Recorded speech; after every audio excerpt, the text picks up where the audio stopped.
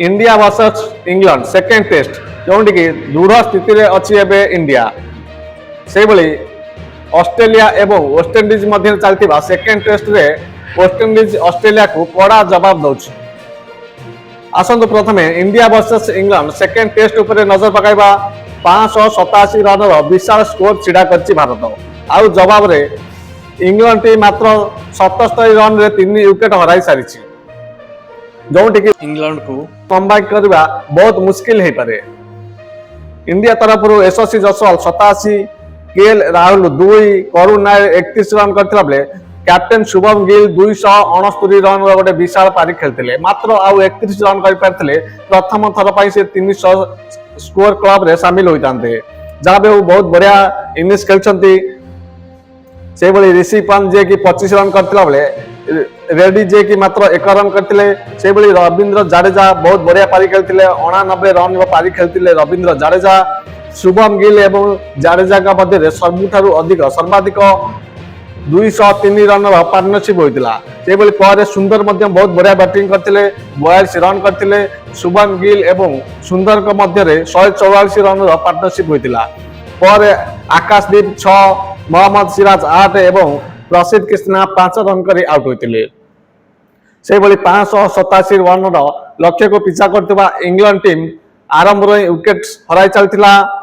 पूर्व मैच रे जे man of the match थिले बेन डकेट को मात्र 0 रन रे ही आउट करी पैविलियन कराइथिले आकाशदीप से ओलीपप जे टेस्ट रे बहुत बढ़िया बैटिंग करछंती ताको मध्य 0 रन रे पैविलियन फेराई देथिले आकाशदीप से पर जैक क्यूलिंग को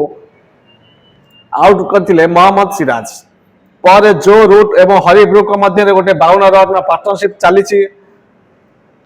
जो रूट जे कि 18 एवं हरिब्रुक 30 रन कर एबे भी क्रीज रे अछंती। दर्शक बंधु आपन को कोन लागुची इंग्लैंड टीम कमबैक करि पाइबो कि नाही कमेंट बॉक्स में निश्चिंत जणाइबे।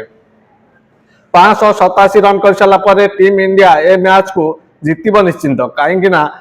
ए मैच को एबे इंडिया हारी पारिबो नाही केवल मैच को जदी इंग्लैंड भलो प्रदर्शन करे ताले ड्रॉ ही करि पारिबो। आसंतु एबे ऑस्ट्रेलिया एवं वेस्टइंडीज रो सेकेंड टेस्ट मैच ऊपर नजर पकाइबा। दर्शक बंधु West Indies versus Australia second match रे ऑस्ट्रेलिया जे कि 286 रन कर भी पारिछि 286 रन रे ऑस्ट्रेलिया को ऑल आउट कर देछंती वेस्टइंडीज बॉलर। प्रथम दिन शेष सुधा 286 रन ही कर पारिछि ऑस्ट्रेलिया जो ऑल आउट भी हो जाइछि। दल तरफ साम कॉन्स्टेंट 25 एवं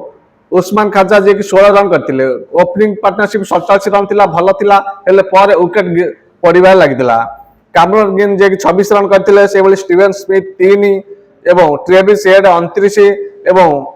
बी वेबस्टर जे कि 60 रन करथिले बहुत भलो पारी खेलथिले एवं एलेक्स कैरी जे कि विकेट की 63 रन करथिले। एई दुई जन के मध्य गोटे सबुठार बड़ पार्टनरशिप होइतिला जोटा कि मात्र 112 रन रो